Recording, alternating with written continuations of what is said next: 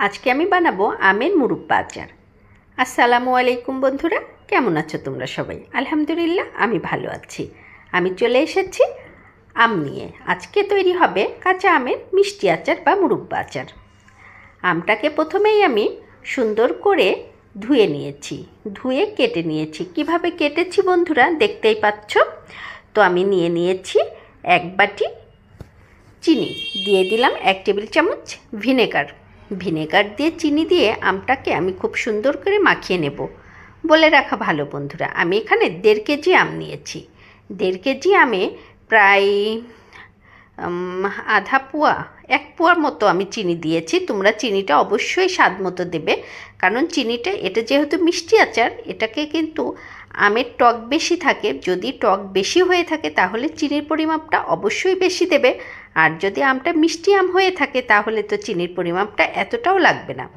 তো আমার আমটা মাখানো শেষ। এখন আমি 1 ঘন্টা মতো ঢাকা দিয়ে রাখবো। 1 ঘন্টা পরে আমি কিন্তু চলে এসেছি বন্ধুরা, দেখতেই পাচ্ছো আমটা কিন্তু পানি ছেড়ে দিয়েছে আর চিনিটাও অনেকটা গলে গিয়েছে। পুরো চিনিটা কিন্তু গলেনি বন্ধুরা, দেখতেই পেয়েছো। এখন আমি এটাকে দিয়ে দিয়েছি কড়াইতে। চুলোর জালটা মিডিয়াম আঁচে রেখে আমি কিন্তু আমটাকে আলতো হাতে উল্টে পাল্টে নেড়ে নেব। অবশ্যই আমটাকে আলতো হাতে নাড়তে হবে, কারণ আমটা এখনও কিন্তু নরম আছে। আমটা দেখতেই পাচ্ছ কেমন কালারটা চেঞ্জ হয়ে যাচ্ছে।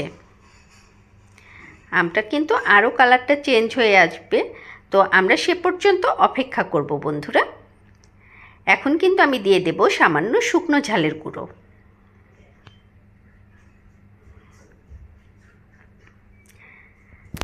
কালার আসার জন্য দিয়ে দিয়েছি সামান্য হলুদ, আর দিয়েছি আচারের জন্য আগেই ভেজে রেখেছিলাম আচারের মশলা, সেখান থেকে 1 চামচ পরিমাণ আচারের মশলা দিয়ে দিয়েছি।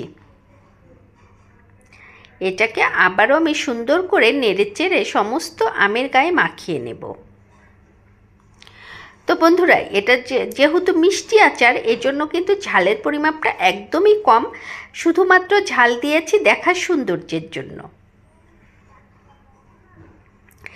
দেখতেই পাচ্ছ বন্ধুরা আমটা কেমন স্বচ্ছ হয়ে এসেছে।